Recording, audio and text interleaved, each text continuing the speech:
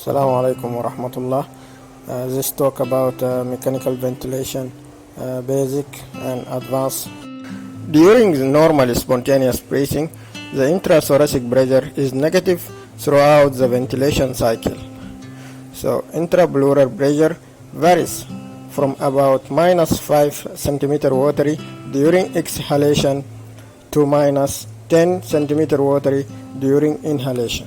When the lung inhale, the diaphragm contract and pull downward. At the same time, the muscle between the ribs contract and pull upward. This increases the size of thoracic cavity and decreases the pressure inside. As a result, the air rushing in and fills the lung. This draw showing what I mentioned. The active process is inhalation on the left side, showing contraction of the diaphragm, leading to decreasing in intrapleural pressure to be more negative up to minus 10 centimeter watery, while the pressure inside the lung increasing to be above the atmospheric pressure at the end of inspiration. On the right side, the exhalation process starts with relaxation of the diaphragm muscle, leading to increase in the intrapleural pressure up to minus 5 centimeter watery, and decreasing in intraalveolar pressure to become equal to atmospheric pressure at the end of expiration. Therefore, during normal physiological breathing, the intrathoracic pressure will be negative all time during exhalation and inhalation, which facilitate venous blood return to the heart. This is ion lung. It is the first negative pressure ventilator, mimicking normal physiological breathing by sucking air from ion cylinder, making negative pressure and allowing air to rush in patient lung. But the problem with this ventilator, as you see, patient cannot receive intravenous fluid therapy or any medication intravenously throughout his peripheries. Also, urine output measurement will be difficult on this ventilator. This image is an intensive care unit during First World War. Due to difficulty of administration of fluid therapy and other medication intravenously, mechanical ventilation nowadays act by positive pressure ventilation, which blowing the air inside patient lung by force. This affects venous blood return to the heart as a result of positive intrathoracic pressure induced by positive ventilation. The most important question is how the machine ventilates the patient. The way that machine start ventilation is called triggering. Then machine give air to patient, and this is called inspiration time. After that, machine do change, which called cycling. Change from position of inspiration to expiration to allow finally patient to exhale air passively, which called expiration time. Inspiration time is equal to inhaled tidal volume. That is, normal tidal volume is 6 to 8 ml per kg ideal body weight, while expiration time is equal to exhaled tidal volume. The machine usually delivers the tidal volume during inspiration time, which is shorter than expiration time, where the patient allowing to exhale tidal volume passively. That is why the inspiration to expiration ratio is 1 to 2 in normal conditions. At the end of inspiration, the machine measures the pressure inside the alveoli when there is no airflow. This is called plateau pressure. The machine do cycling to allow patient to exhale tidal volume. So, at the end of expiration time, the machine measures the pressure inside the lung.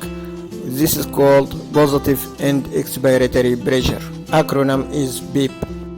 Triggering is two types, either controlled by the machine or assisted by the patient. Control triggering by time, for example, setting the ventilator to give inhaled breath every 4 seconds. Also control triggering by volume, example, setting the ventilator to give inhaled tidal volume equal to 400 ml, and triggering will occur every this 400 ml complete. Also, control triggering can be by pressure inside the inspiration circuit. Example, setting the ventilator to trigger and giving inhaled breath every pressure reaching 30 centimeter water inside the inspiratory circuit. Also, control triggering can occur by change in flow of the air inside the inspiratory circuit. For example, set the ventilator to trigger breath by change in airflow inside the inspiratory limb if more than 2 liters per minute. Assisted triggering by the patient by doing change in either inhaled air flow inside the inspiratory limb or change in inhaled pressure inside the inspiratory limb. Both changes can occur if the patient awake, not sedated, or patient yawn or sigh.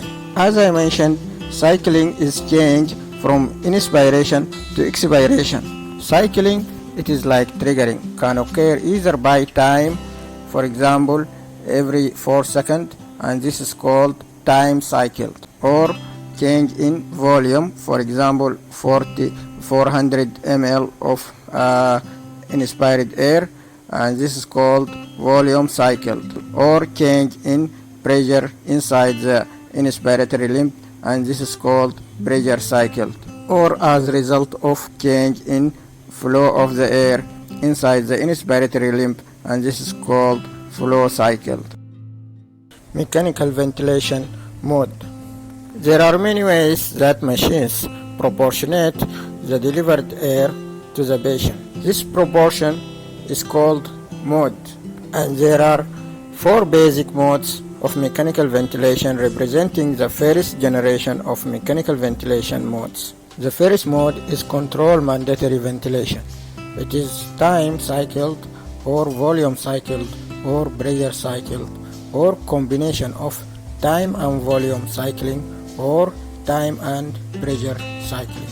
If it is time and volume cycle, the pressure will be variable, and if it is time and pressure cycled, the volume will be variable. Triggering in CMV is from ventilator, so that it is controlled triggering. No assisted triggering in this mode, and therefore ventilator ignores the patient trial of breathing, and this mode need patient to be fully sedated.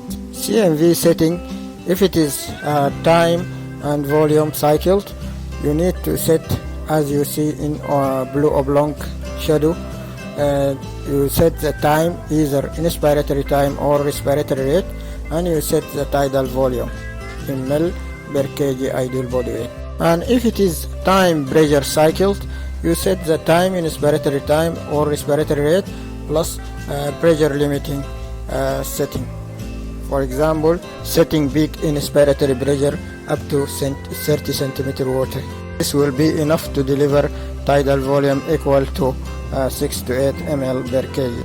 Second mode of mechanical ventilation is assisted control mandatory ventilation mode, acronym as AC. From the name of the mode, it is obvious that triggering in this mode is both control and assisted triggering. As I mentioned before, assisted triggering is either change in inspiratory airflow or change in inspiratory pressure, and this is occur if the patient awake. For example, in this mode, if you set control triggering, that is respiratory rate equal to 14 time or 14 breaths per minute on minimally sedated patient or patient awake, and the spontaneous trial of the patient equal also to 14 time per minute, so the total respiratory rate will be 28 breaths per minute. This mode lead to increased minute ventilation and over distension of the lungs, increase respiratory rate, increase the tidal volume. For example, if you set the controlled tidal volume 400 ml and the patient spontaneous trial of inspired tidal volume 100 ml, the ventilator will give tidal volume of 400 ml to assist patient spontaneous triggering, resulting in tidal volume equal to 500 ml. The advantage of AC mode, as you see in blue oblong shadow is that tidal volume is guaranteed, as I mentioned. And disadvantage of this mode is increasing respiratory rate, and so minute ventilation also increase. As a result, dynamic hyperinflation occur and plateau pressure will be increased in this mode. The third ventilator mode is synchronized intermittent mandatory ventilation. This mode focuses on solving the problem seen in AC mode.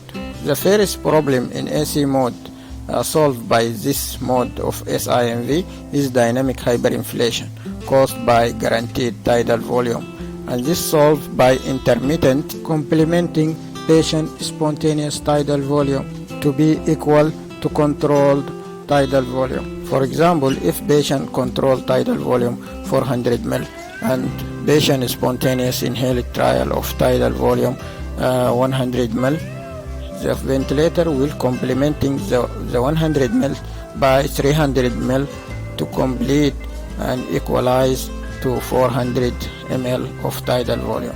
The second problem solved by SIMV is high minute ventilation as a result of high respiratory rate seen in AC mode, and this is solved by synchronizing the spontaneous respiratory rate with controlled respiratory rate. For example, as you see, if the controlled respiratory rate is 10 breaths per minute and patient spontaneous trial is 7 breaths per minute, the ventilator will synchronize this 7 trial with the 10 controlled rate to be for example 12 breaths per minute. Synchronization is more obvious to be explained in this draw. This is control rate, and the other side is patient spontaneous respiratory rate. So the ventilator are going to synchronize the spontaneous rate to the control rate. For example, this is 5 controlled rate and 5 spontaneous rate are going to be synchronized to result in 7 respiratory rate per minute. Setting of SIMV mode in screen of mechanical ventilation, you set the respiratory rate and inspiratory time and tidal volume and pressure support, and trigger either flow or pressure trigger. Monitoring in this mode will be total respiratory rate will be monitored because synchronization, and exhale tidal volume will be monitored, and peak airway pressure in addition to plateau pressure. The fourth mode is pressure support ventilation. This is called spontaneous mode, all triggering by the patient, and all respiratory rate is spontaneous trigger, and tidal volume is of patient effort. No controlled triggering in this mode. The ventilator just give pressure support and measure the PEEP and monitor the exhale tidal volume. Setting of this ventilator mode, you set the PEEP and pressure support, and you monitor exhale tidal volume and respiratory rate and minute ventilation. Second generation of mechanical ventilation mode include airway pressure release ventilation. This is also known as bi-level or biphasic in some mechanical ventilation companies, and it is time cycle pressure target form of ventilatory support. ABRV mode use prolonged inspiratory time, producing so-called inverse ratio ventilation, which is sometimes reached to 4 or 5 to 1. The spontaneous breath thus now occur during this prolonged inflation period. Airway pressure release ventilation setting include P high corresponding to set peak inspiratory pressure applied during prolonged time of which is correspond to T high, while P low it is a set PEEP which apply to allow release of high pressure during short time, that T low. During T high and T low, patient breathing spontaneously in this mode. Second mode is pressure regulated volume control, which is a BRVC. In BRVC, the ventilator first delivers a set of volume as a test press to determine lung compliance and necessary pressure required to deliver target volume. The ventilator then adjusts the pressure from press to press and as patient airway resistance and lung compliance change in order to deliver the set tidal volume. Ventilator monitor each press and compare the delivered tidal volume with set tidal volume. If the delivered tidal volume is too low, it increases the inspiratory pressure in the next press, and if the delivered tidal volume is too high than the set tidal volume, the ventilator will decrease the inspiratory pressure in the next press. In BRVC, the most important is alarm setting, include high respiratory rate and low respiratory rate setting, and also set the low inspired tidal volume and low exhale tidal volume, and set limit for peak inspiratory pressure higher limit, and set the lower limit of pressure, which is PEEP, and apnea interval. Third generation mechanical ventilation modes, it is called Novell mode. First mode is adaptive support ventilation. It is a closed loop control mode that may switch automatically from pressure control like behavior to an SIMV like or pressure support ventilation like behavior according to the patient status. The clinician sets the target minute volume and the ventilator determines the combination of tidal volume and respiratory rate according to the respiratory mechanics of patient. Setting is steps of adaptive support ventilation. Starting from step 1, set the patient height and gender. Ventilator will then calculate the patient's ideal body weight. Set the target minute ventilation, and this is determined target minute ventilation or volume in terms of percentage of normal minute volume. Adaptive support ventilation set a default target minute volume of 100%. This is equal to a normal minute ventilation of 100 ml per kg per minute in adult. Step 3, set oxygenation control, and this is include positive end expiratory pressure, PEEP, and FiO2 value to provide appropriate oxygenation. Step 4, set the control for synchronization and lung protection. So it is important to define the values of pressure ramp and triggering and expiratory triggering and maximum pressure limit before starting ventilation by this mode. This is a screen look of adaptive support ventilation mode in ventilator, showing the three main categories, the sub modes which adaptive ventilation support ventilation act like SIMV or pressure control or pressure support ventilation. Second column, the percentage of minute ventilation, and the third column, the oxygenation setting, which include PEEP and FiO2. Second Novell mode is proportional assisted ventilation. The proportional assisted ventilation use intermittent control as a test press to calculate resistance and compliance. It can then use measured flow and volume to calculate both resistive and elastic work. Clinician required to set a desired proportion of the total work that should be performed by the ventilator. The ventilator then measures the patient flow and volume demand with each press and add both pressure and flow to provide selected proportion of the pressing work. Setting of proportional assisted ventilation start with adjusting of oxygenation affection.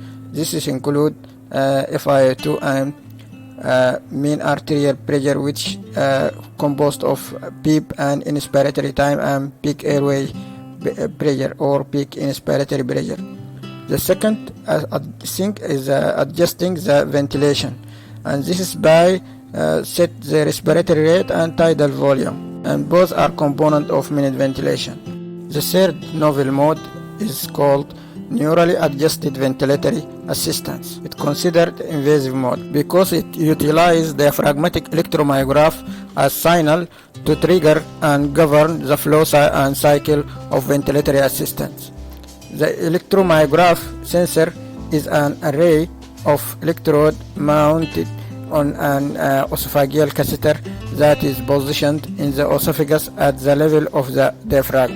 Ventilator breath triggering is thus virtually simultaneous with the onset of phrenic nerve excitation of the inspiratory muscle, and breath cycling is tightly linked to the cessation of inspiratory muscle contraction. This is the electromyograph catheter introduced through a nasogastric tube up to the diaphragm level inside the esophagus. Setup of NAVA: you set the beep and FiO2, and the triggering belong to electromyograph electrode positioned in the esophagus as a sensor. Complications resulting from mechanical ventilation on the lung: this volutrauma, including volutrauma, which result from high tidal volume, and barotrauma, which result from high plateau pressure, and atelectasis trauma, which result from variable unstable positive end expiratory pressure, and biotrauma resulting from inflammatory response due to physiological changes from positive pressure ventilation. The lung compliance, static and dynamic, also affected by positive pressure ventilation setting.